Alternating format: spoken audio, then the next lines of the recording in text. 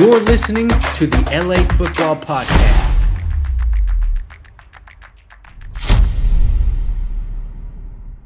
What is going on, Los Angeles? Welcome back to the LA Football Show. This is your Chargers segment here on the Mightier 1090 ESPN Radio and LAFBnetwork.com, your destination for Los Angeles football. Hope everyone enjoyed our Victory Bell Selection Show segment as we got all into the big game at the Rose Bowl. As mentioned a lot throughout this show so far, we will be live at the Rose Bowl Saturday, tailgating on Brookside Golf Course, doing a live show there. Giveaways, all the fun stuff. Make sure to come check it out and say hi. You can win some shirts and stuff like that. So text either UCLA or Trojans to 31032 so we can tell you where you're at. Or you can hit us up on Twitter if that's still a thing tomorrow at LAFB Network. I am at Ryan Dowd LAFB.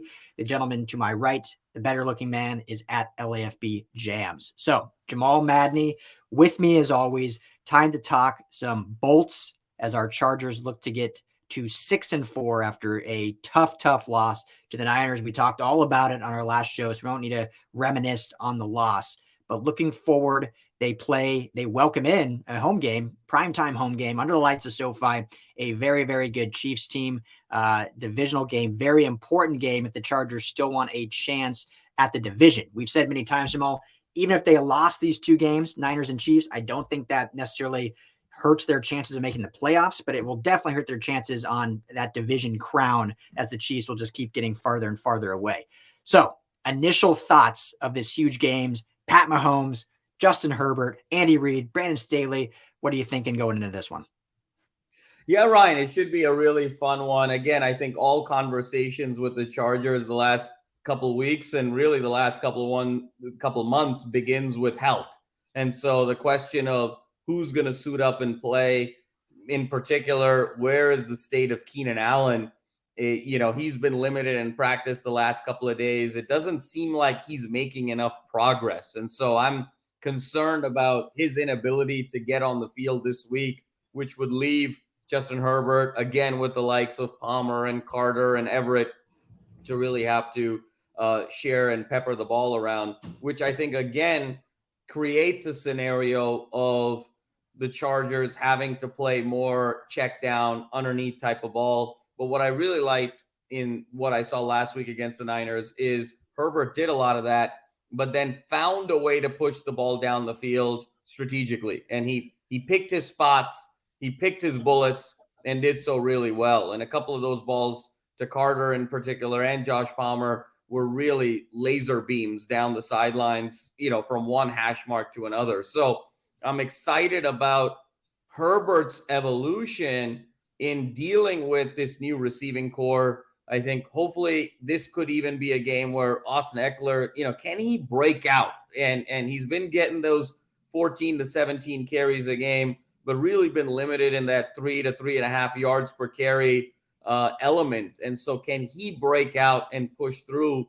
And then defensively, what are the Chargers going to do either in terms of man or in zone now that Pat Mahomes is starting to get more comfortable with a lot of different receivers? So started with Juju Smith-Schuster. You got now Toney has really emerged with last week. He's been peppering the ball around and seeming to really build a tremendous chemistry with his receiving core, something that I think has been missing the last year and a half in Kansas City because of the over-reliance last year on Tyreek Hill and Travis Kelce. So without J.C. Jackson, what I'm really going to be looking for is how the Chargers approach the secondary.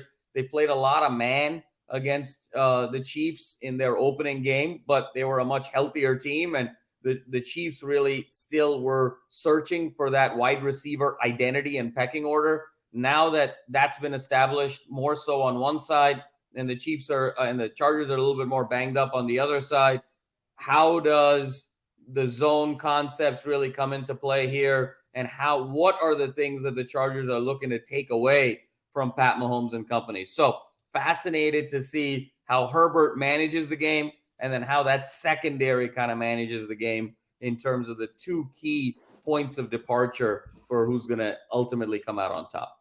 Yeah, I think for as critical as I was of, Chargers fans this last week, in their, pitchfork style mantra of calling for firings. The one thing I will agree with them on is when you look at, going all in or at least allocating trade capital or free agency signings to help your team get through stretches when injuries are there. And the Chargers, unfortunately, weren't able to do that. Now, we weren't in those meetings. They've said they made calls, they made adjustments, and they made an effort, and the asking price was just too high. So, people do need to realize that. Like, why are you going to give huge picks for, players you don't see as a future? But I think when you look at the Chiefs, who went out and got a Kadrius Toney, a guy that was a disgruntled receiver that obviously has a lot of talent, a high draft pick they got for, fairly good value. And now coming into this game, Jamal, just announced yesterday, Mecole Hardmon goes on IR. Juju Smith-Schuster, he's not going to go in this game. He's hurt too. So outside of Travis Kelce, they would be extremely thin at receiver. Marquez Valdes-Scantling also limited in practice. So they have a very similar situation kind of to the Chargers in terms of health at the receiver position. But because they went out and traded for a guy like Kadrius Toney, they can kind of, withstand those blows. Whereas the Chargers, unfortunately, just were not able to during the stretch. Now, this game is fascinating because Brandon Staley said he expects, we'll see, but expects both Keenan Allen and Mike Williams to play this week, which would give a huge lift to the Chargers, but also would swing the advantage almost to the Chargers because now their offensive weaponry is actually better than what the Chiefs have in this particular game. And so it then all of our, I don't think they're excuses because they're legitimate, but all of our explanation of Lombardi and the offense and kind of why it's been stale is due to personnel. That goes out the window now because now you have your pieces in place to go head to head with Pat Mahomes. You have your quarterback who is much healthier this go around than he was in the fourth quarter in week 2 against the same very team that actually, broke his rib cartilage. So I think that is what makes it so fascinating is you have the one side of the coin where the Chiefs front office has been very proactive in making sure their quarterback is equipped with weapons. And then you have the other side where the Chargers really haven't in terms of the depth after the injuries, but now that depth comes back because we get some of those playmakers back. So it's going to be really fun to see, A, are the Chargers fully healthy in terms of Keenan Allen and Mike Williams? B, how truly healthy and how are they going to use them in the offense? And then C, is it going to be enough to really open up the playbook and get back to the way this offense knows how to play? So I can't wait for all the win forward. It's going to be obviously a blast on primetime on Sunday night.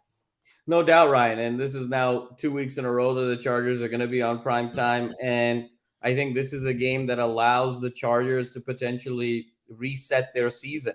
Week 2 was a barometer game. You could tell. I think it was the best coached game Staley has had this year, even though it came in a loss. I thought he was very mindful and tactical about when he needed to be aggressive, when he needed to be a little bit more conservative. He played more field position than he has in the past in a more traditional sense. Time of possession was really a factor, and he was very calculating in when he wanted to go for it and when he wanted to punt. I thought he did an outstanding job in that game. They just got robbed with a couple of calls, as we all know. So this is now an opportunity again where it's a barometer game. And I feel like the Chargers just play the Chiefs differently than they play sometimes the rest of the league, because this is the team that they are chasing. This is the team they want to be eventually, with the great young quarterback who's so dynamic and building weapons around him and being this perennial AFC championship participant team. This is the blueprint. This is who they aspire to be. And as a result of that, I think they respect the Chiefs a lot more than they respect most anyone else on their schedule. And the gimmicky stuff goes away. The questionable decisions goes away. And they really focus in on hat football and exploiting those matchups. So I'm really excited to see it. Ryan, it's a very tough game right now to call because so many wild swings here. Sure, Mike Williams and Keenan Allen could play and give it a go. How close to 100% are they? Are they just going to be guys in name only, and are they going to be decoys, or are they really going to give you some value? On the other end, where does Mahomes go? Obviously you mentioned the Juju injury, the others as well, but he's building a lot of rapport with a lot of guys. And he was talking earlier about this wide receiving core having the best relationship and the best chemistry that he's had with any receiving core in his career. They play Call of Duty at night. They hang out off the field. So there's just a tremendous chemistry that's being built between him and his receivers. So even though he's missing a couple of guys, I think he's peppered the ball around enough where he's got confidence just about equally in everyone not named Travis Kelce, which certainly wasn't the case the last several years where Tyreek Hill was everything and anything that he wanted to do down the field. So going to be really interesting how Andy Reid employs the running game to almost set up the pass down the field for the Chiefs, and similarly how Joe Lombardi does that with Ekeler. So just so many different variables. Again, I don't think if the Chargers lose this game that anything is really lost. I think it's going to be a challenge to sort of ultimately catch the Chiefs in this division, win or lose. But I think that they're going to be really set up for success these last 7 games of the season. And I'm really expecting a great performance on both sides in a very close game that goes down to the very end. Yeah, it always seems to. And ever since, Justin Herbert, his rookie year, when he gets thrust in against the Chiefs after, Tyrod Taylor gets stabbed in the lung with a needle, every game since then has basically just been a nail biter. Even before that with Phillip Rivers and all those great games and years. So it's always one of the best matchups in all of football, and that's why they flex it to primetime. Jamal, this week in a press conference, Coach Staley was asked about his defensive performance, and he actually said he believes it was one of the best games he's called as a coach from a schematic standpoint. And I saw a lot of people kind of hemming and hawing, and how do you say that in a loss? And when he gave up 22 points, and like we said earlier, like in reality, he gave up 19 points because that last field goal they gave him the ball on the 3-yard line, so that's a gimme points there. So 19 points, but I agree with him. I mean, when you look at what that offense had and coming off a bye and all the weapons they had, I thought the Chargers and the players the Chargers not only didn't have going into the game, but the players they lost during the game, and to still have that kind of prowess, I thought it was great. Now looking at the Chiefs, he's going to have another one of those performances. And, historically, it's a 3-game sample size, but historically Staley has called pretty good games against the Chiefs thus far in his Chargers tenure. I mean, they haven't been 40 to 30 games by any means. They're usually in that 27 to 24 range in terms of point totals. So I'm really excited to see, especially with some of these injuries creeping up for the Chiefs, how they're able to do that and neutralize that. Now, the big thing that the Chiefs don't get a ton of credit for is they do have a fairly efficient running game, right? Yeah. Like Pat Mahomes obviously is the face of the team, the face of the league, if you want, one of the best QBs or the best QB in football. So he obviously gets all the fodder, all the chatter, all the praise, which is well-deserved. But they have a pretty good running back core as a whole with, Clyde Edwards-Helaire. They brought in Jerick McKinnon, who's been on the injury report, but I would expect him to go, who's a very good change of pace back. They have Pacheco is another guy they kind of throw in there. So a very efficient running game that allows them to open things up with the passing game. And now the Chargers, after losing Atito Abonia, after losing Christian Covington, they're going to have their hands full slowing that running game down, because obviously the focus is Pat Mahomes. But if you start letting them gouge you in the running game, then that's going to be all she wrote. So I'm going to be really interested to see schematically what Staley's able to do to kind of make up for some of those big losses in the interior. Obviously, they cut Jerry Tillery as well. So they are not only thin in terms of personnel, but they're going to have new faces playing in the inside there. So it's going to be really, really important for them to slow down that running game. I know everyone talks about Mahomes, but if they don't slow down the running game, I mean, that's going to be all she wrote, right, Jamal? No doubt. And this is where I think the one danger element here, Ryan, is that the Chargers have been susceptible to sort of the home run running plays over the course of this season. And there's some home run guys back there. You mentioned Edwards-Helaire, who has a great combination of power and speed. McKinnon is this shifty, wiry, just live wire type of running back who could pop these draw plays for 15, 20, 23 yards on any given carry. And let's not forget that Kadrius Toney is someone that has historically lined up in the backfield, both in college as well as during his time with the Giants. And I expect Andy Reid to use Toney a fair amount out of the backfield as well. So this sort of 3-headed monster of versatility out of the backfield, I think, is really going to be the linchpin of where the point of attack is going to be for this Chiefs offense. And so I think there's going to be tremendous strain on the front seven. not necessarily expecting when is there going to be some north-south running, and then when is there going to be some lateral checkdowns, bubble screens, even little pitch routes off to the outside, and I think that's really going to be what's going to strain this defense. And then off of those pitch routes and off of that fear of sort of some horizontal running, does he find Kelce in a soft spot in the zone over the middle? And then when you have to worry about that, that's when you can kind of potentially get beat deep. So, Andy Reid always sort of looks at one matchup that's going to exploit a different part of the field, and then that subsequently exploits a different part of the field in this very methodical way. And so I think the Chargers are going to be tested in a different way. I think the Niners had more individual talent, but I think the Chiefs have more complementary players to one another to make a more seamless offense. So in terms of individual one-on-one matchups, I think last week was more challenging for the Chargers. But collectively, as a defensive unit trying to stop an offense, I think this week is going to be more challenging than last week. And so how Staley dials this up and responds, I think is going to be really fascinating. Absolutely. So, all right, we got about 4.5 minutes. So I got one final question, and then we'll do our predictions, Jamal, before we wrap up. So who is a player on the Chargers that you expect a great performance from that maybe wouldn't be expected? So not Justin Herbert, not Derwin James, but who's a player on offense or defense who maybe not even you expect, but is going to need to have a very good performance for this Chargers team to win? Ryan, it's an interesting question, and it's one where it can go a number of different directions here in terms of what's out there. But I think Asante Samuel Jr. is going to have to play a big role, because in these matchups, one thing that the Chargers have done very effectively is move Derwin James around. He has played striker. He has, they put him in the box. They've dropped him in coverage. He's on Kelce on certain situations. He can go chase down a Toney in other situations. So he becomes this wild card player that Staley uses. But in order to be able to do that effectively, you need to have base defenders play really well in their roles and in their spots.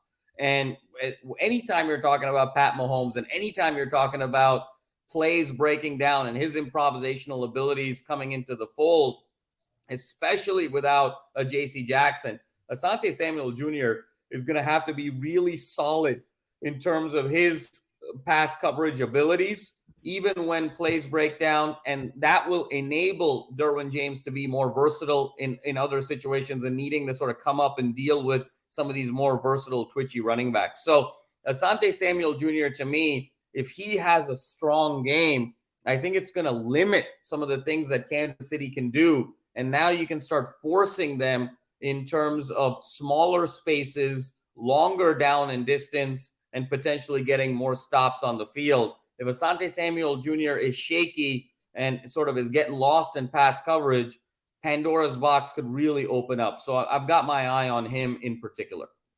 Yeah, he'll be extremely important. Obviously, he's kind of taken the cornerback one role with J.C. Jackson being out, and he's kind of been quarterback one anyway all year with J.C. Jackson being banged up and then just not playing great when he came back. So I'll keep mine short and sweet, Jamal, so we can get to our predictions here.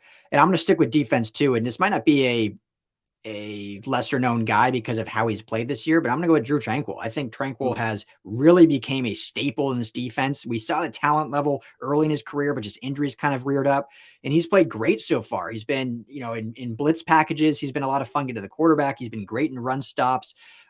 He's done some coverage stuff well. So we talked about the running game being able to, if they can slow that down, it's going to be very important because of the guys they've lost up front. And so it's really going to fall on Drue Tranquill to kind of be that, GPS to the football when it comes to the second level, or him getting to the first level before they get to the second level to slow it down. So going to be very important, I think, for Drue Tranquill to have another really good game, because he had a great one against San Francisco. And so he's going to need to stack another one against another very good offensive team. So Jamal, prediction time. Tough loss last week, 5-4. Do the Chargers get to 6-4? Do they drop to 5-5? You got about a minute. Right. I think it's going to be a battle. My concern right now, again, is what they have offensively at their disposal And I need to sort of see a healthy Keenan Allen and a Mike Williams on the field to sort of believe it for myself. So if there was a game last week and we got to see them a little bit and understand relative to 100% where they were, my prediction would be a little bit different. But kind of going in blind and just sort of hearing things off of coach hearsay, hard for me to think that they have enough weapons, even if they play a great defensive game, to get over that hump. And so for that reason, I think it's going to be 27-23 Chiefs in a very close game. But I think this is the game that will get the Chargers healthy and reset. They'll be 5-5 and ready to make a terrific final 7-game run into the playoffs. Yeah. Last week we said a similar thing. I just think that they were too unhealthy to beat the Niners. We knew it would be close, and it was. This week, a game will be close. I agree with everything you just said, but I'll take the other approach. Just because they do have Keenan Allen and Mike Williams on the field, and the Chiefs do not have Mecole Hardmon or Juju Smith-Schuster, I will lean towards the Chargers this week, win a close one, and I say they win 24-21 and get back to 6-4. So that is all the time we have. This is the LA Football Show. Everyone have a blessed week, and hopefully we'll see you all at the Rose Bowl. And hopefully we can't go 4-0. It's going to be 3-1 regardless of any outcomes because two of our teams play each other. But it should be a fun one. Stay well, stay blessed. We'll see you guys all next week.